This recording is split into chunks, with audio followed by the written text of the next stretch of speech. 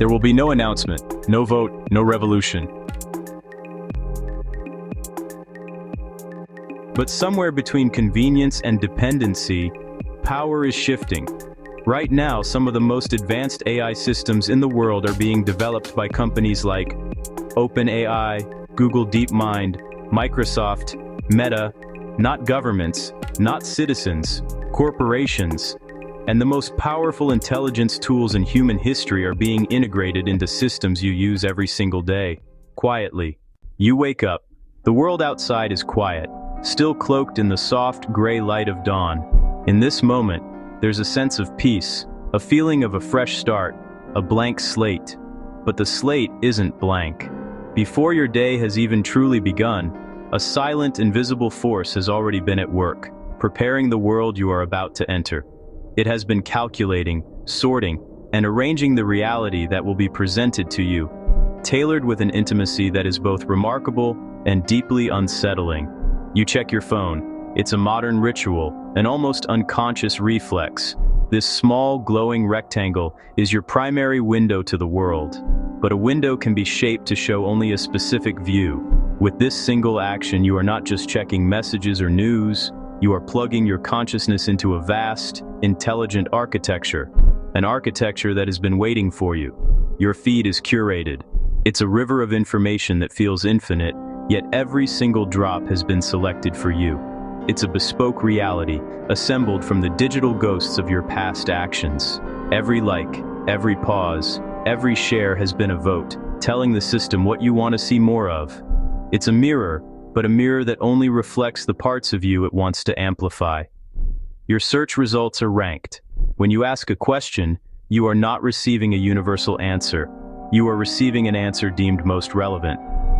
The order of information, what appears on the first page and what is buried on the 10th, is one of the most potent yet invisible forms of influence in the modern world. It shapes your access to knowledge, and in doing so, shapes what you believe to be true.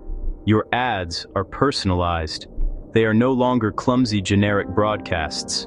They are quiet whispers, tailored to your inferred desires, your insecurities, your aspirations. They appear at the precise moment the system calculates you are most susceptible, transforming the act of browsing into a continuous, subtle negotiation with your own impulses. Platforms like YouTube, TikTok, and Instagram are not showing you reality. This is a fundamental misunderstanding of their function. They are not neutral conduits for content.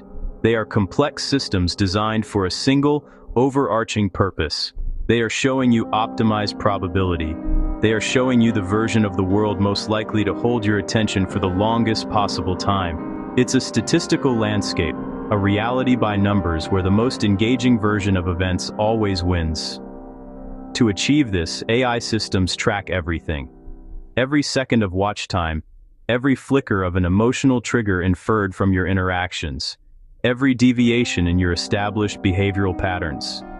They model your purchase likelihood, your political engagement, your social connections, even your predicted emotional state. A digital twin of your psyche is being built, updated, and refined with every tap and swipe. And here's the uncomfortable part. This new form of power is not wielded from a throne or a boardroom in the way we traditionally understand. It's embedded in the code, it's automated, and its core logic is fundamentally indifferent to human values. The system doesn't ask what's true. It doesn't ask what's healthy, what's constructive, or what's beneficial for society. The concept of truth is a complex, human variable that doesn't fit neatly into the equation. It asks what keeps you engaged, what keeps your eyes on the screen. And the data has shown, time and again, that outrage is more engaging than nuance. Conflict is more engaging than consensus. Sensationalism is more engaging than sobriety. The algorithm learns this, and it gives us more of it, not out of malice, but out of cold, computational efficiency. Now multiply that by billions of people. Each person in their own algorithmically constructed reality, each one being gently pushed towards the content most likely to provoke a reaction. The cumulative effect is not just a series of individual experiences. It's a societal-level shift in the information ecosystem. That's not just content distribution. That is the silent reallocation of power. Power has always been about the ability to influence behavior. Historically, this was done through laws, through force, through economic control. Today, the most efficient way to influence behavior is to shape the informational environment in which decisions are made. That's behavioral architecture, a system designed not just to show you things, but to subtly guide your actions, shape your opinions, and ultimately construct the very framework of your choices, all while giving you the persistent, powerful illusion of free will. There is a silent revolution underway. It's not happening in the streets or in the halls of power, but in the background of our daily lives. It's a quiet transfer of authority, a shift in the very architecture of decision-making. We are, piece by piece, handing over the reins of judgment to systems that operate on a scale and at a speed we can no longer comprehend. This isn't a future we're heading toward, it's a landscape we already inhabit. The change is so pervasive, so deeply integrated, that we often fail to see it for what it is, the most significant redistribution of cognitive labor in human history. Consider the critical moments of life. When you apply for a loan, you're no longer just appealing to a loan officer's discretion. Your financial history, your online behavior, thousands of data points you may not even know exist, are fed into an algorithm. This system, in a fraction of a second, assesses risk and renders a verdict. The promise is objectivity, a decision free from human bias. But the reality is more complex.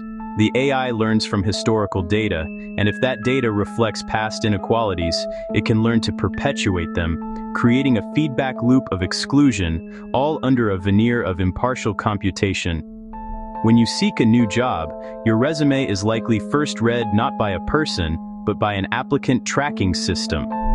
This AI filters your life's work, searching for keywords, analyzing career trajectories, and even inferring personality traits from your phrasing.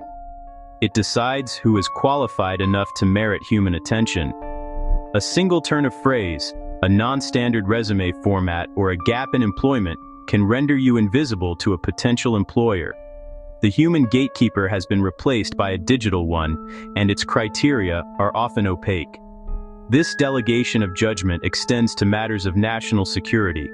AI assists in military simulations, running thousands of conflict scenarios in the time it takes a general to formulate a single plan. It identifies patterns and proposes strategies that might elude human commanders, optimizing for outcomes based on program variables. The line between assistance and direction becomes blurred. And in the global economy, AI predicts market movements. Major financial firms now rely on high-frequency trading algorithms to execute trades faster than any human could possibly react. These systems don't just participate in the market, they the market, creating a volatile, hyper-efficient environment where fortunes are made or lost in microseconds, driven by logic we designed but can no longer follow in real time. Governments are also adopting this new form of foresight, experimenting with predictive policing models. Algorithms analyze crime data to forecast where and when offenses are likely to occur, directing patrols to these hotspots. The goal is proactive prevention, but it raises profound questions about surveillance, bias, and the presumption of innocence. We are tasking machines with anticipating human fallibility. Even our health is subject to this calculus. Healthcare systems use AI to analyze medical records, genetic data, and lifestyle factors to determine treatment probabilities. An algorithm can suggest a course of action, weighing success rates and risks with a statistical precision no single doctor could achieve. It offers a powerful tool for personalized medicine, but also introduces a new dispassionate authority into the most personal of decisions. This shift is not theoretical. It's operational. It's happening now, in the silicon hearts of the institutions that shape our world. And here lies the critical point. Once these systems become efficient enough, once they are woven into the very fabric of our economy and society, removing them becomes practically and economically impossible. The competitive advantage they offer is too great to ignore. The cost savings are too significant to refuse. We are building a world that depends on a form of intelligence that is not our own. So ask yourself, If an AI consistently predicts market crashes better than your best analysts, do you listen to the machine or the people? If it identifies job candidates who perform better, do you trust your gut or its data? When the machine's predictions are superior to human intuition, who gets trusted with the final decision? Here's where tension rises. Training advanced AI requires massive data, massive compute, massive capital. Only a handful of entities can afford that scale. That means intelligence itself becomes centralized. Imagine if electricity was owned by 4 private companies globally. Imagine if the internet infrastructure belonged to 5 decision makers. Now replace electricity with intelligence. When intelligence becomes a product, influence becomes programmable, and programmable influence becomes power. Let's make this personal. If an AI system knows what headline makes you angry, what narrative keeps you watching, what fear keeps you engaged, what purchase you're vulnerable to, and that system adjusts your digital environment in real time, are you choosing or reacting inside a controlled stimulus loop?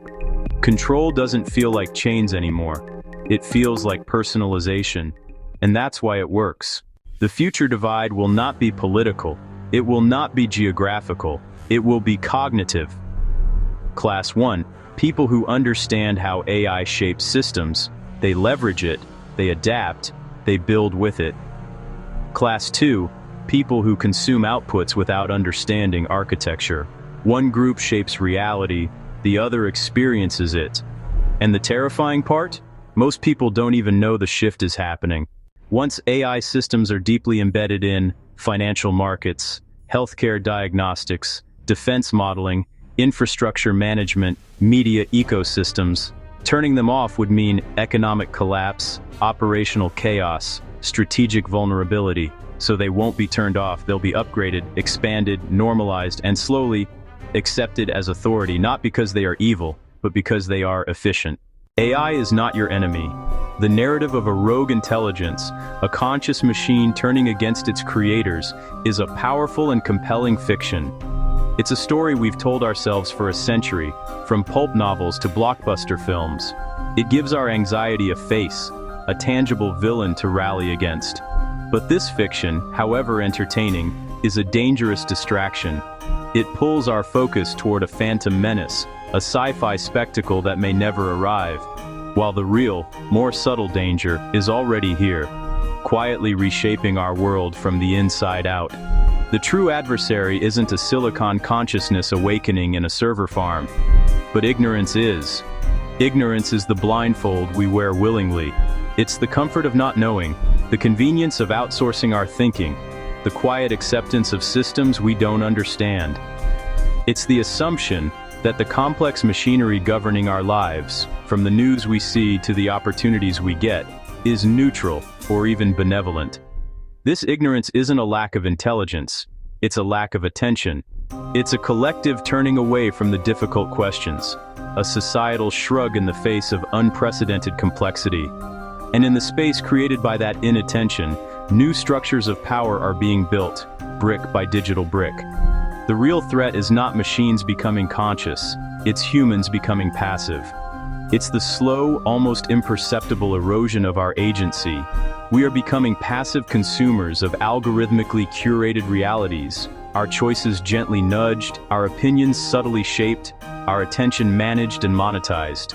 This passivity is a comfortable state. It feels like convenience, it feels like personalization, but it is, in effect, a gradual abdication of the driver's seat. We are becoming passengers in our own lives, guided by invisible navigation systems whose destinations were programmed by others for purposes we may not share. The danger is a world where human potential is not crushed by force, but curtailed by comfort, where critical thought is not censored, but simply drowned out by an endless stream of frictionless entertainment. This is where the upgrade theory begins. It's not a prophecy of doom, but a framework for action. It's a recognition that we are at a critical juncture in history, a moment where the operating system of our society is being rewritten. And in such a moment we have two choices: remain a passive user, subject to the terms and conditions of the new world, or become a conscious participant, able to read the code, understand the architecture, and influence the design. The upgrade theory is a call to choose the latter. It is a blueprint for navigating this new terrain, not with fear, but with clarity and purpose. Upgrade your awareness. Upgrade your leverage. Upgrade your understanding of systems.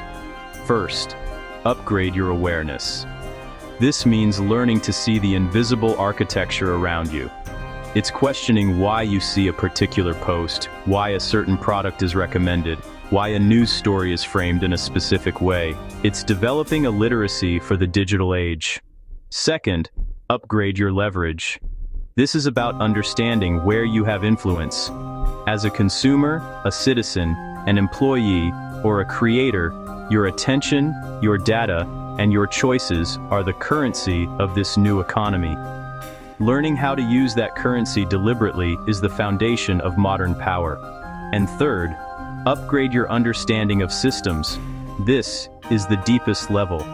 It's about moving beyond the interface to see the underlying logic, the feedback loops, the incentives, the data models, and the power dynamics that drive the platforms and institutions shaping our lives. Because the future belongs to those who understand power shifts before they become permanent. Throughout history, every major technological revolution, from the printing press to the industrial engine, created a tectonic shift in power. It created new forms of wealth, new social structures, and new divides between those who understood and controlled the new technology and those who were merely subject to its effects. We are living through such a shift right now, but it is happening at a speed and scale with no historical precedent. The platform is tilting. Those who understand the physics of this change can find higher ground. Those who don't risk sliding into a state of permanent dependency where their choices are no longer their own. And in the next episode, we go deeper. We pull back the curtain on the architects of this new world. Who actually sets the guardrails? We'll investigate the small, often homogeneous teams of engineers and policymakers who embed their own biases and worldviews into the code that governs billions. Who audits the intelligence? We'll explore the black box problem, where even the creators of these systems can't fully explain their behavior, and the accountability gap that emerges as a result. And what happens if the people building the systems don't share your values? What happens when the logic of optimization, engagement, and profit clashes with the logic of well-being, democracy, and human dignity? That's where things stop being theoretical.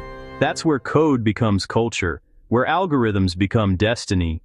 It's where the abstract concepts we've discussed manifest in the real world, with tangible consequences for your career, your community, and your freedom. Subscribe, join the conversation, because this isn't just a topic for experts, it's a fundamental challenge for every citizen in the 21st century. Because awareness is step one. And most people are still asleep.